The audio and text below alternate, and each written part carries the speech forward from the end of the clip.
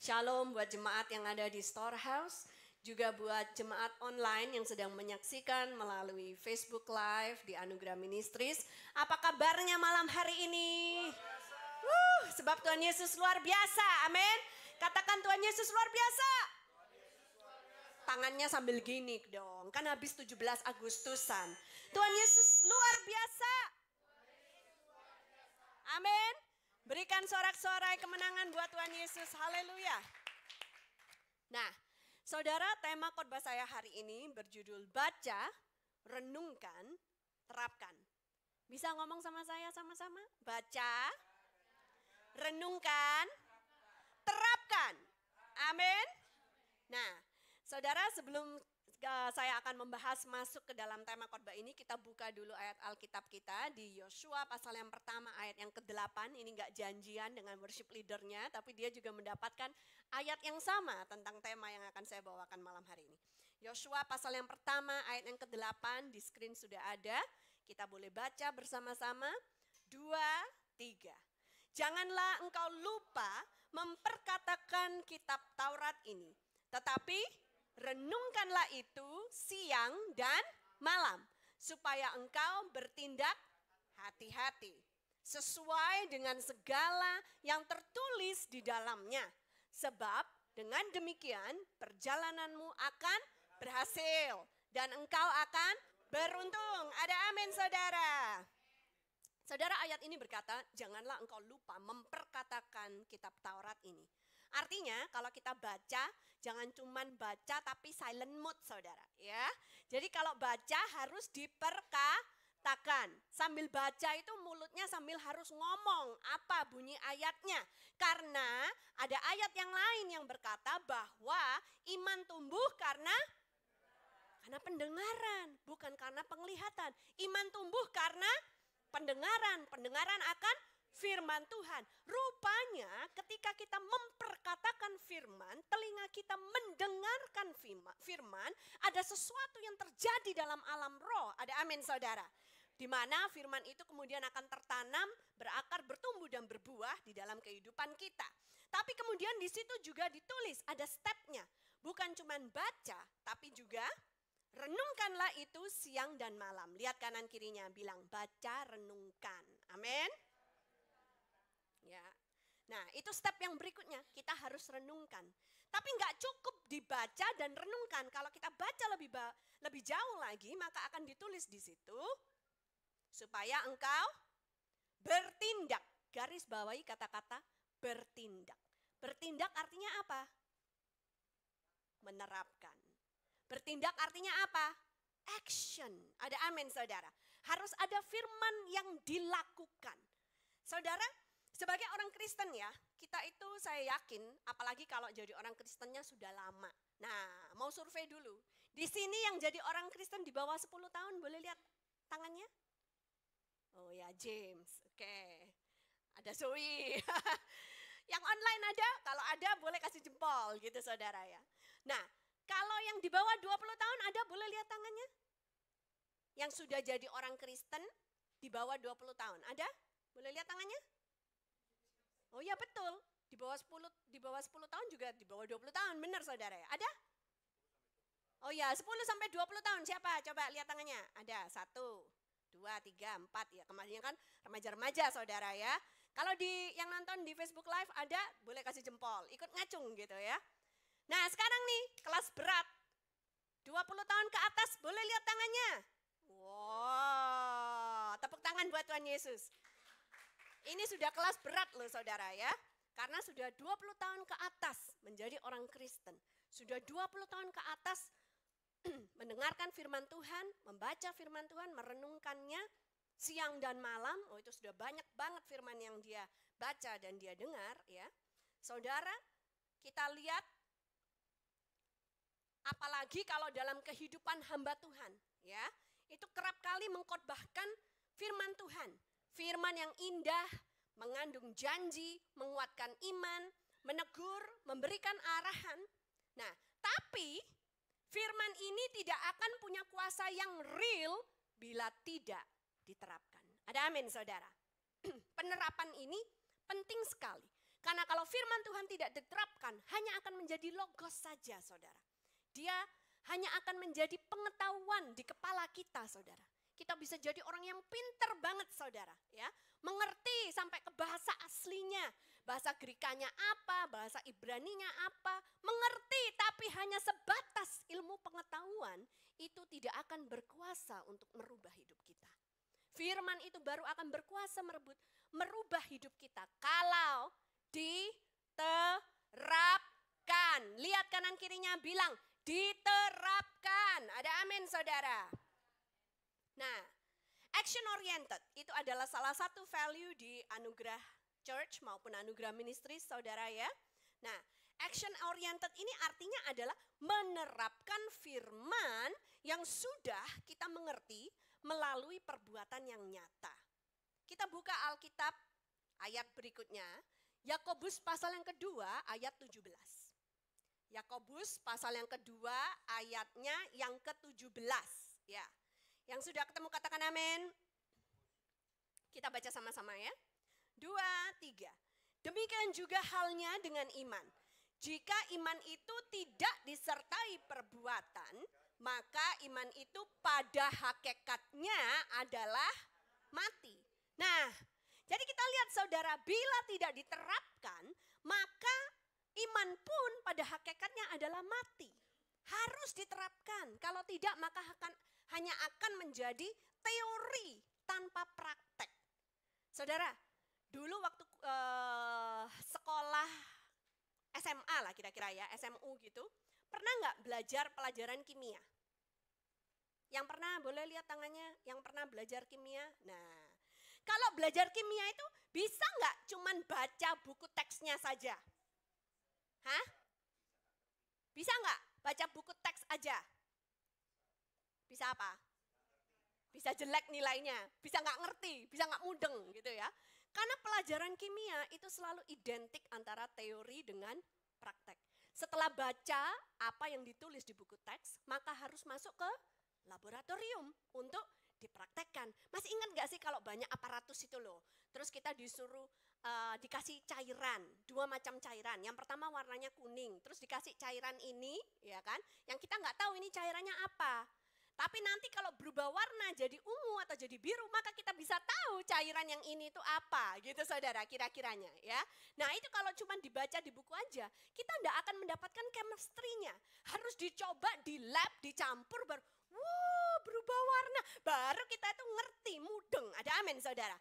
Ya, bagaimana teks yang di buku itu kemudian menjadi real di depan mata kita karena dipraktekkan. Nah saudara, saya sebenarnya ingin memperagakan pencampuran bahan-bahan kimia, tapi karena takut nanti storehouse terbakar, jadi saya tidak melakukan hal itu, ya saudara ya. Tapi saya punya peragaan yang lain. Sekarang ini kan ada sesuatu yang lagi trendy di kota Jakarta. Tahu nggak apa yang sedang terjadi di kota Jakarta? Coba nyanyi. Yo yo ayo, yo ayo, yo yo yo ayo, yo ayo, yo yo yo ayo. Kita datang, kita lihat, kita menang.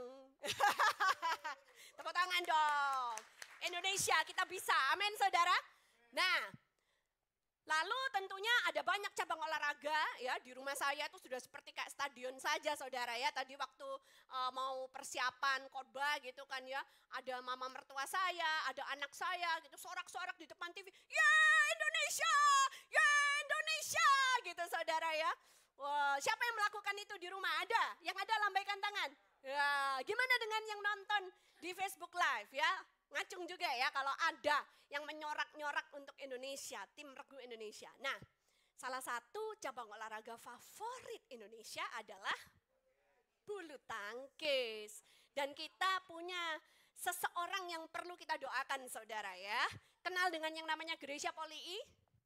Ya, dia salah satu pemain ganda putri Indonesia, saudara ya.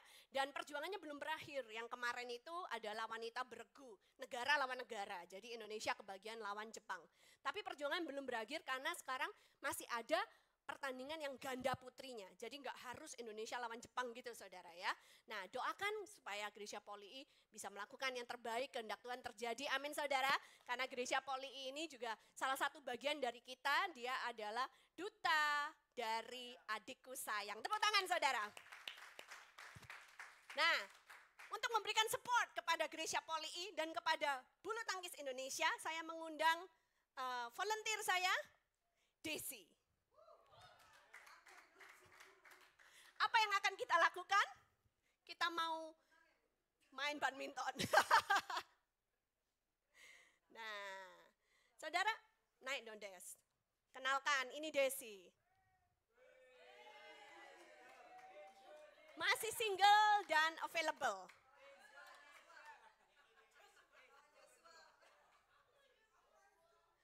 Saudara, kita tuh bisa aja baca buku teorinya bahwa yang namanya smash, tahu yang namanya smash? Yang namanya smash itu harus dilakukan ketika bolanya nanggung. Nanggung itu artinya tidak terlalu tinggi ya.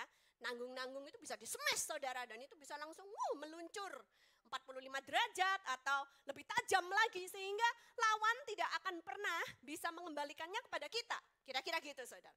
Lalu kita bisa baca buku teori bahwa memberikan surfing itu adalah dilempar dikit aja lalu dipukul gitu kan. Tapi kalau kita cuma baca doang Des, kira-kira kita bakalan bisa nggak sih main badminton? Nggak bisa saudara.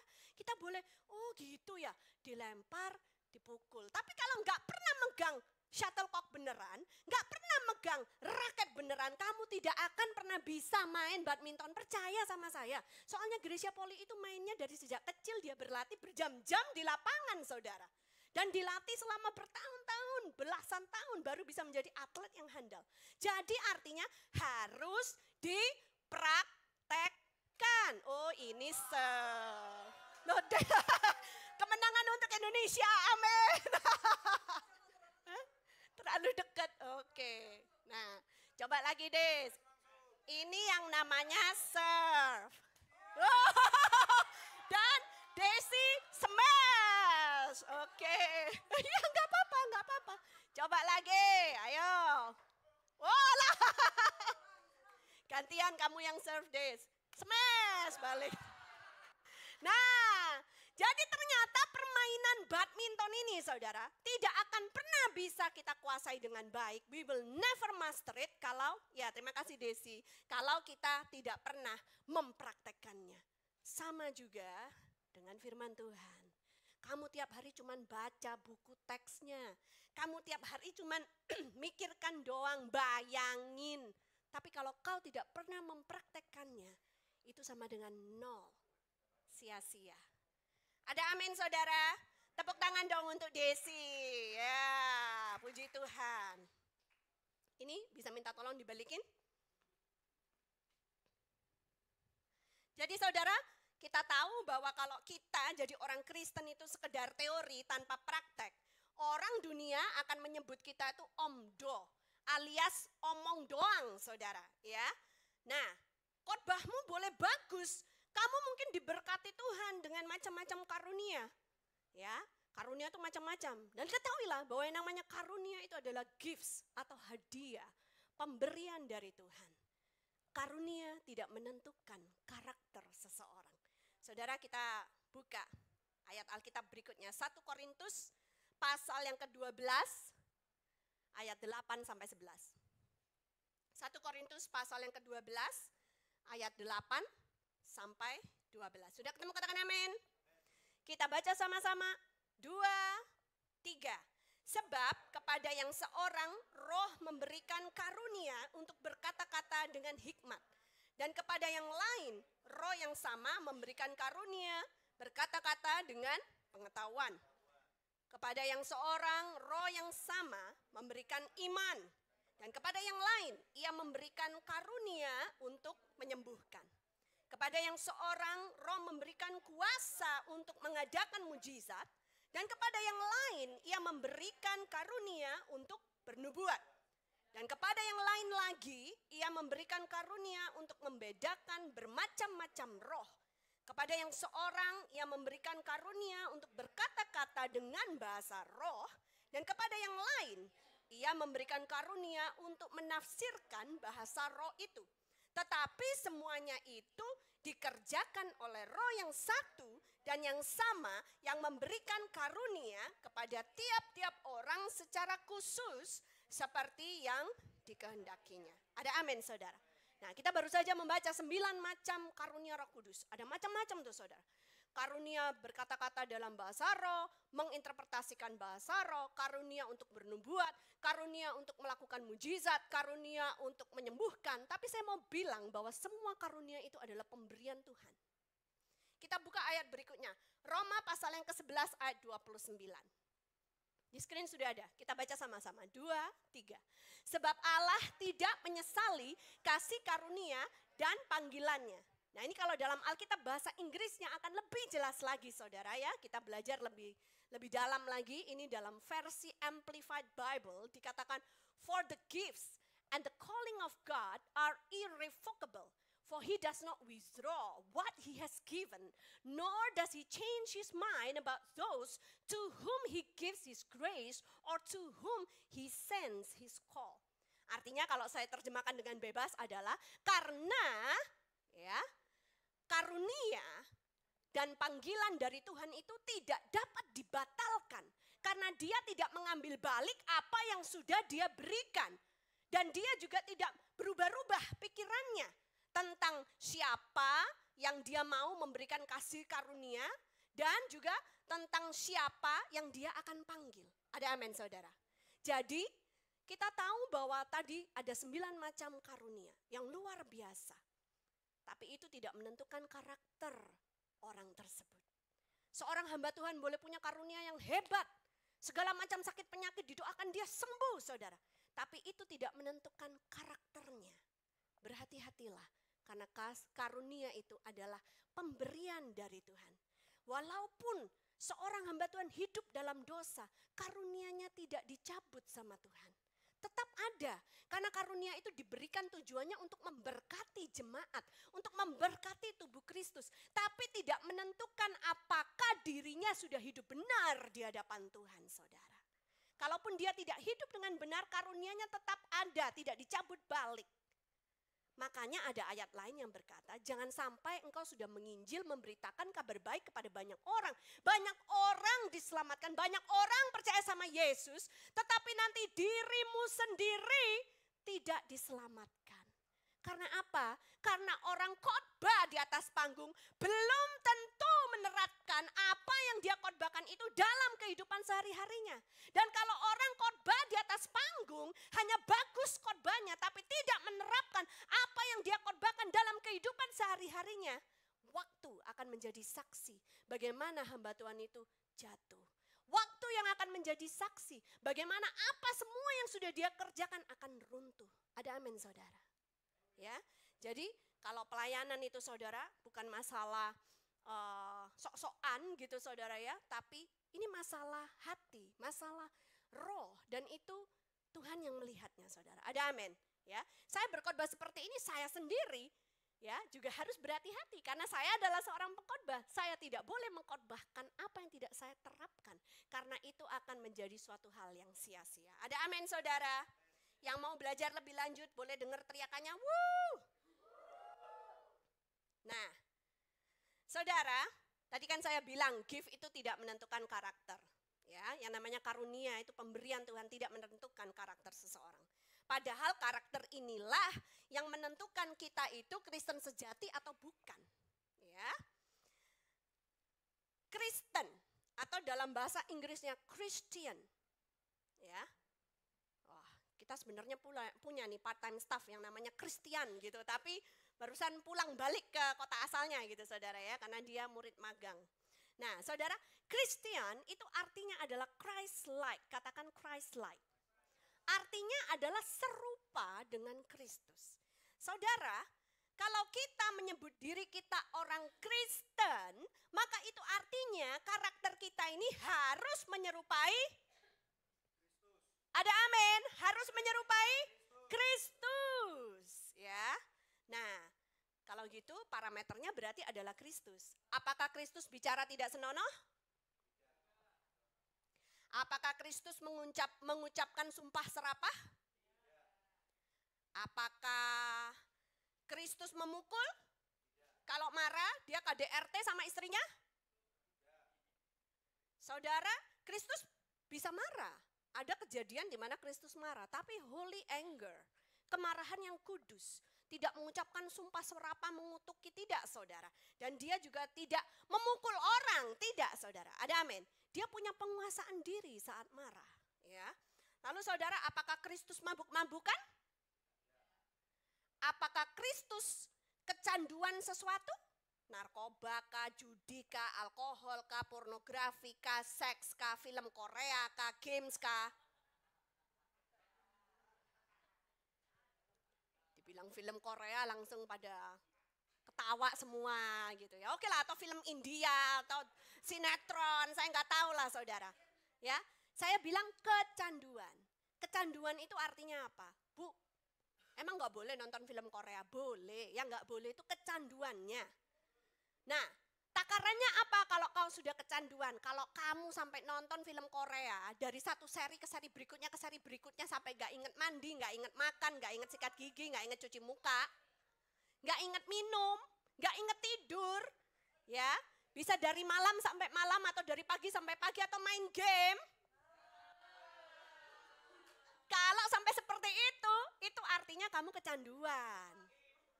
Dan setiap kecanduan perlu untuk dilepaskan, diputuskan, dipatahkan dalam nama Yesus.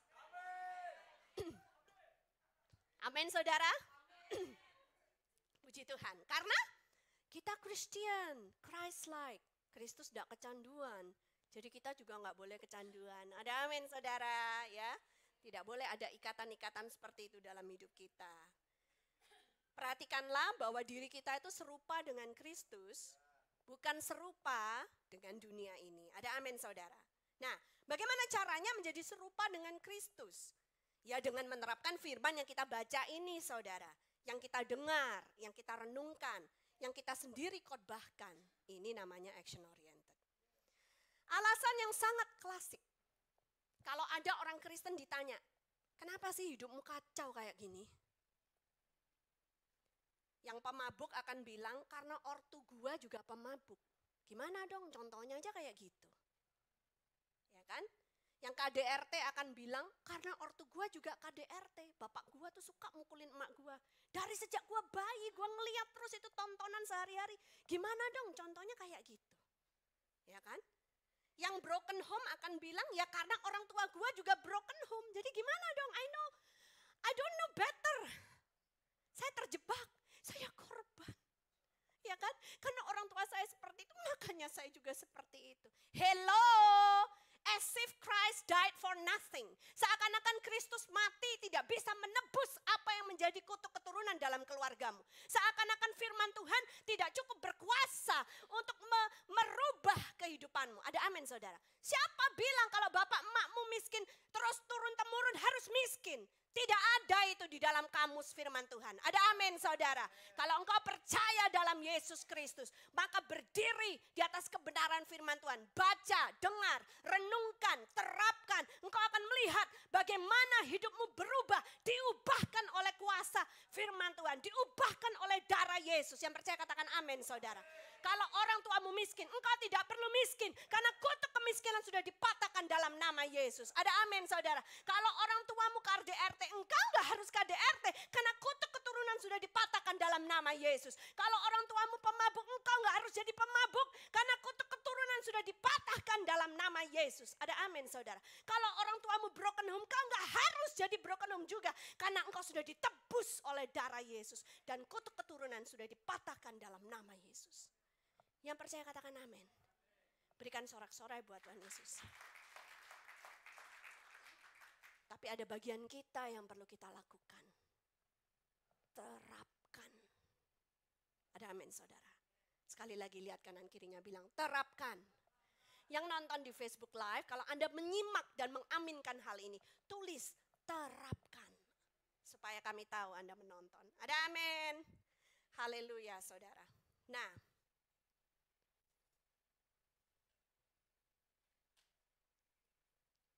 Suatu hari mama saya pernah memberikan saya nasihat yang sangat bijaksana. Kalau mama nonton, halo ma. Dia bilang seperti ini, kalau engkau tidak suka dengan apa yang dilakukan oleh generasi sebelummu, lakukan perubahan di generasimu. Supaya generasimu bisa menjadi lebih baik dari generasi yang sebelumnya. Dan setelah itu, engkau akan mampu untuk memperbaiki generasi yang ada di bawahmu. Saudara, kalau setiap orang mempunyai sikap hati yang seperti itu, saya melihat contoh dari generasi yang, wah saya nggak suka. Karena generasi yang sebelumnya seperti ini.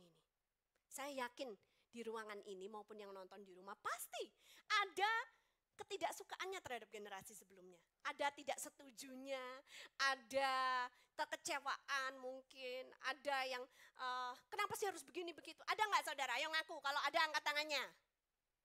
Lah nggak ada yang ngaku. Ada nggak? Ya, beberapa mulai ngaku, beberapa masih begini-begini ya. Nah, saudara, kalau kau ada ya sesuatu yang tidak setuju dengan generasi di atasmu, kau tidak suka dengan apa yang kau lihat, kau punya tanggung jawab merubah generasimu supaya nanti nggak sama lagi seperti generasi yang sebelumnya. Ada amin saudara? Misal, kalau generasi yang sebelumnya itu ya, antara saudara berantem gara-gara apa? Warisan. Ya kan, sampai udahlah gak usah saudara-saudaraan, sampai mati gak usah nengok gua, gitu kan saudara ya. Jadi saudara gak jadi saudara lagi hanya karena kenapa? Duit saudara. Kalau kau tidak suka hal itu, kalau kau lebih value persaudaraan daripada uang, maka tunjukkanlah bahwa di generasimu hal itu bisa berubah. Ada amin saudara. Value-lah persaudaraanmu lebih dari uang. Latih dengan hal-hal yang kecil. Kalau misalkan antara saudara gitu saudara ya. Kadang-kadang kan bisa aja tuh adik minta sama kakaknya. Kak, minta duit dong karena gue pengen beli ini nih. Duit gue gak cukup misalnya gitu. Nah belajarlah kalau engkau mau belajar sayang sama adikmu. Value persaudaraan lebih daripada uang. Mungkin meskipun kakaknya ini lagi nabung karena mau merit gitu kan saudara ya. Tapi karena adiknya minta sesuatu yang dia perlukan. Mungkin untuk sekolahnya sepatu baru supaya bisa main sepak bola gitu saudara ya. Saya nggak tahu lah apa gitu. Sang kakak ini akan rela untuk mengorbankan tabungannya demi adiknya. Ini hal yang sederhana yang bisa diterapkan menunjukkan bahwa sang kakak ini sedang berusaha untuk merubah generasinya. Yang percaya katakan amin. Karena kalau generasi di atasnya udahlah nggak mungkin gitu, nggak mungkin ada yang namanya pengorbanan gitu saudara. Malah kalau bisa, gue dapat apa dari lu? Malah kalau bisa, gue bohongin lu supaya gue bisa dapat lebih banyak dari warisan itu, ya kan? Nah, seperti itu saudara. Nah, saudara kita akan lihat ya, karena janji firman Tuhan juga berkata bahwa Tuhan memberkati angkatan orang benar itu sampai 1000 generasi. Yang percaya katakan amin. Itu janji Tuhan buat orang percaya. Bukan dari generasi ke generasi makin lemes, makin lemah, makin gak berarti. Tapi dari generasi ke generasi diberkati oleh Tuhan. Berkat bukan cuma bicara tentang finansial, tetapi tentang hal-hal yang luar biasa. Hidupnya berdampak, berbuah bagi banyak orang. Menjadi berkat buat banyak orang. Yang percaya katakan amin. Ada sebuah ilustrasi yang pernah saya baca, saudara. Yang ceritanya itu seperti ini. 2 anak kembar, cowok. Mereka dibesarkan oleh seorang ayah yang pemabuk. Satu anak bertumbuh dewasa menjadi pemabuk juga. Ketika ditanya, kenapa? Dia bilang, karena aku ngelihat papaku. Tapi kemudian ada anak yang kedua, yang kembarannya itu, dia juga bertumbuh dewasa, tidak pernah menyentuh alkohol sama sekali, saudara. Ketika ditanya kenapa, dia bilang karena aku melihat papaku. Yang satu anak karena ngelihat papanya setiap hari mabuk-mabukan, dia bertumbuh dewasa dan bilang ya udahlah, gue jadi pemabuk aja juga sama seperti papa. Tapi anak yang satunya ngelihat ayah yang sama, dalam hati dia bilang saya tidak mau hidup seperti ini. Saya akan menjauhkan diri dari alkohol. Saya tidak mau menjadi sama seperti papa kalau saya besar nanti. Ada amin saudara? 2 anak laki-laki melihat satu ayah yang sama. Tapi hasilnya 2 hasil yang sangat jauh berbeda. Kenapa? Tergantung dari cara pandang kita. Dan tergantung dengan apa yang kita terapkan di dalam kehidupan kita sehari-hari. Ada amin saudara? Lihat kanan kirinya bilang, terapkan. Lebih kencang dikit saudara, terapkan. Amin. Saudara, kita sebagai orang Kristen, percayalah, kita tuh sudah punya role model yang baru. Kita sudah punya teladan yang baru, panutan yang baru. Kalau orang tua kita tidak bisa menjadi panutan yang baik, sekarang ada Tuhan Yesus yang menjadi panutan kita. Panutan yang sempurna, yang percaya katakan amin saudara. Kalau bapak kita mungkin bapak dunia brengsek saudara, bukan bapak yang baik. Sekarang kita punya bapak di surga yang sempurna, yang mengasihi kita tanpa batas saudara. Yang percaya katakan amin. Yang mengasihi kita tanpa syarat saudara. Yang percaya katakan amin. Nah saudara, ada ilustrasi yang kedua nih. Boleh minta tolong? Supaya mejanya dinaikkan berikut dengan barang-barangnya ya. Ada ilustrasi yang kedua. Ini dikhususkan untuk mereka yang hidup dalam ekonomi yang rendah, saudara. Ya, katakanlah itu saldo di bank itu selalu di batas nadir, saudara. Batas nadir itu maksudnya apa, Bu? Saldonya itu hampir selalu nol gitu loh, saudara ya. Nadir itu, titik nadir itu saudara kalau orang lagi sakit di ICU gitu saudara ya. Maka detak jantungnya itu bisa terus tit. Nah ketika tit itulah titik nadir saudara. Thank you James ya. Nah buat orang-orang yang seperti ini, kalau ada yang di sini mungkin mendambakan perubahan dalam hal ekonomi, atau mungkin yang lagi nonton di rumah, gitu kan ya. Beberapa saat yang lalu saya baca satu joke gitu saudara. Ada yang bilang gini, India itu loh, ya punya satu Taj Mahal aja sombong katanya gitu saudara. Di Indonesia ini banyak yang mahal katanya gitu saudara ya. Makan mahal, minum mahal, hidup mahal, tol mahal ya kan saudara ya. Biaya hidup mahal, pokoknya semuanya mahal-mahal. Kalau di India cuma ada satu yang mahal, Taj. Taj Mahal gitu. Garing banget sih ah. Selalu gitu ya, kalau saya berusaha kasih joke kalian gak pernah ketawa gitu. Mau ya saya itu disupport supaya bisa kasih joke yang lebih baik gitu ya. Kalau ada yang support secara online boleh juga nih kasih senyum yang lebar yang ada air matanya netes gitu saudara ya. Nah bukan yang nangis gini tapi yang saking lucunya sampai air mata keluar gitu ya. Jadi saudara, buat orang-orang yang seperti ini mendambakan perubahan ekonomi terjadi dalam hidupnya. Pertanyaan saya adalah sudah kamu terapkan gak itu firman Tuhan? Tahu nggak bahwa di dalam firman Tuhan itu di Lukas pasal yang ke-6 ayat 38 itu mengatakan seperti ini, berilah maka kamu akan diberi. Suatu takaran yang baik, yang dipadatkan, yang digoncang, dan yang tumpah keluar akan dicurahkan ke dalam ribaanmu.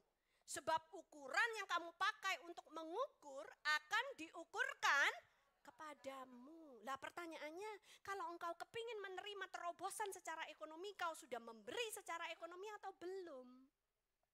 Saudara, saya sama Pastor Daniel jarang banget mengkhotbahkan hal-hal yang seperti ini. Tapi kalau Tuhan izinkan untuk berkhotbah tentang poin yang seperti ini untuk kebaikan kalian, baik yang ada di dalam storehouse ataupun yang sedang menonton. Kalau engkau mendambakan terobosan dalam hal ekonomi, terobosan dalam hal keuangan, terapkanlah firman Tuhan yang berkaitan dengan keuangan. Ada amin saudara. Saya tuh lagi di Singapura, kan beberapa saat yang lalu nganter Angelin kuliah ke Singapura saudara ya.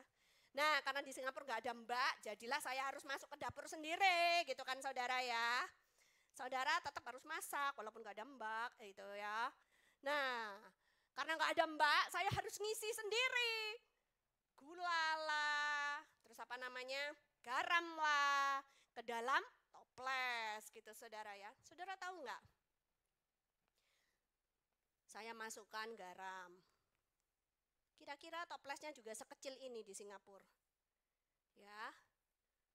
Garamnya juga segede ini, saudara. Waduh, gak muat. Sisa banyak dong berarti, ya kan?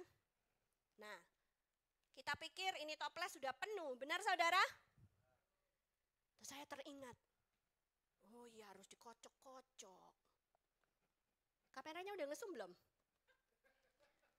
Ternyata kalau dikocok-kocok, saudara lihat gak?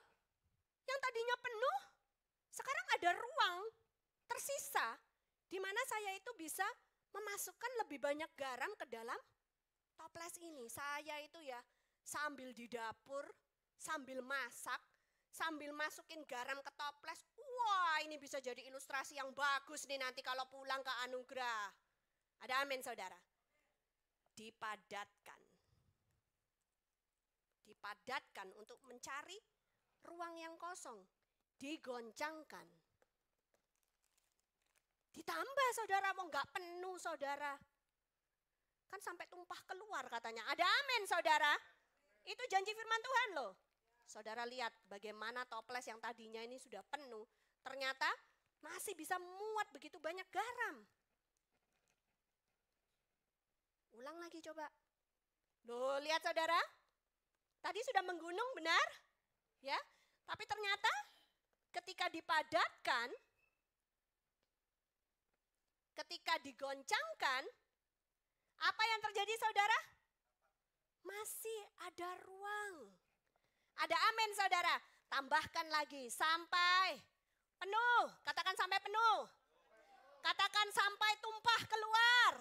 Akan diberikan ke dalam ribaanmu. Yang percaya katakan amin. Berikan sorak-sorai buat Tuhan Yesus. Karena takaran yang sama yang engkau pakai ketika engkau memberi itu, kau pikir sudah penuh. Di surga nanti pemberianmu itu akan dipadatkan, digoncangkan, ditambahkan sampai tumpah keluar ke dalam ribaanmu. Berikan sorak-sorai buat Tuhan Yesus.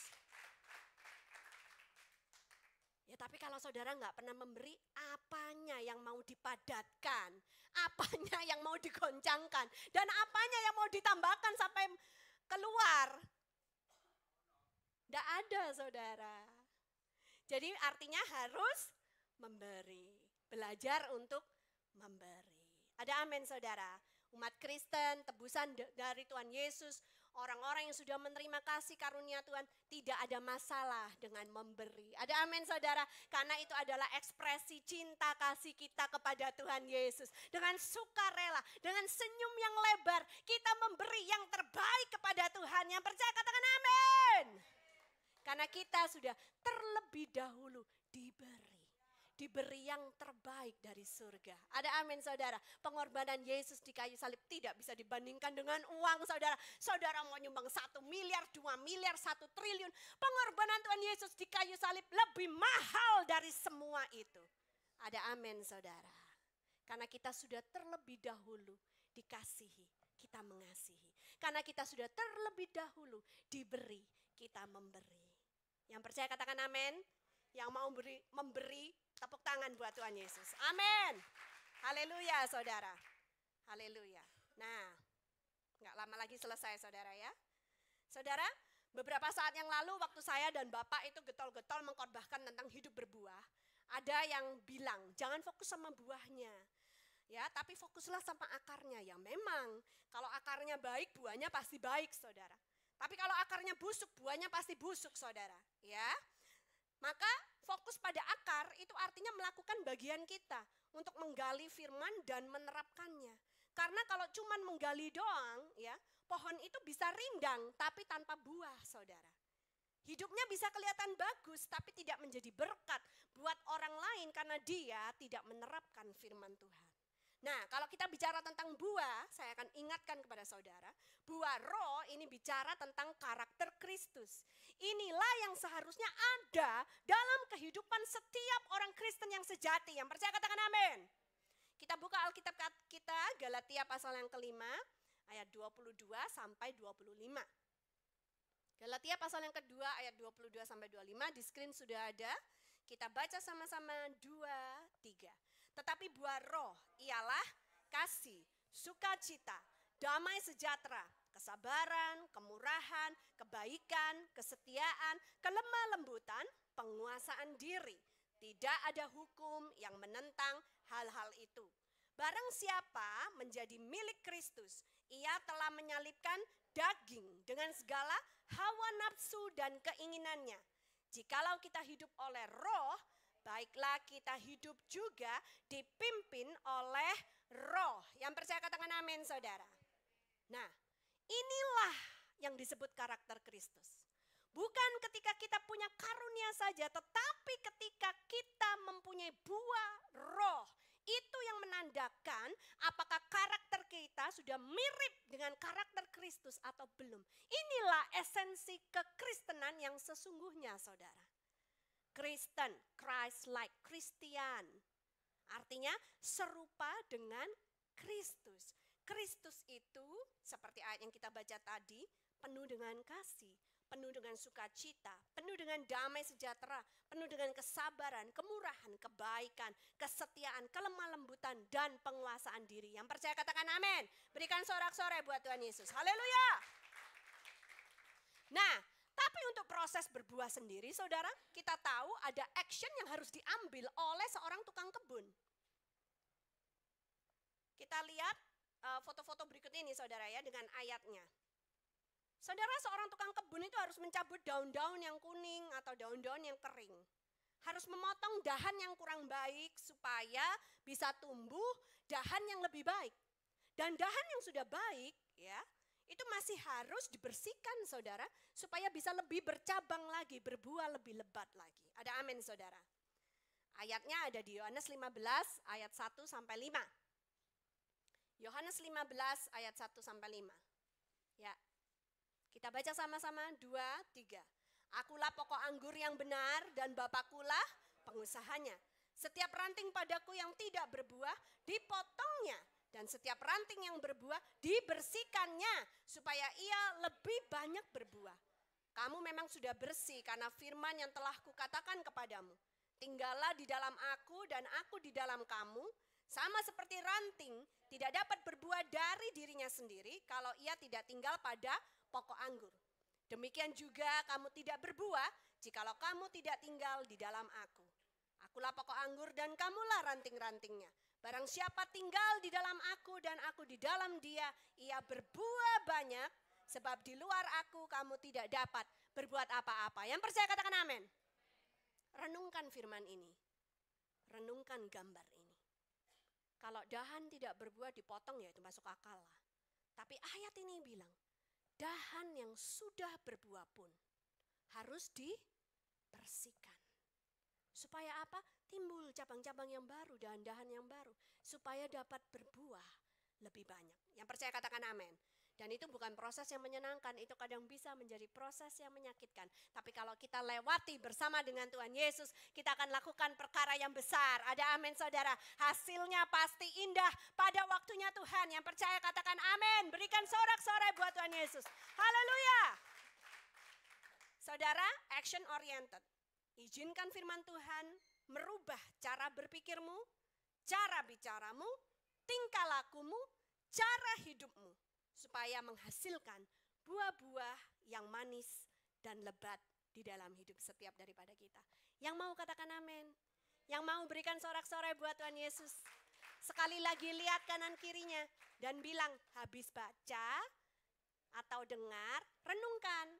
Habis renungkan, terapkan. Yang nonton di Facebook Live, tulis huruf besar, terapkan. Ada amin, saudara. Mari sorakkan semangat menerapkan. Wuh!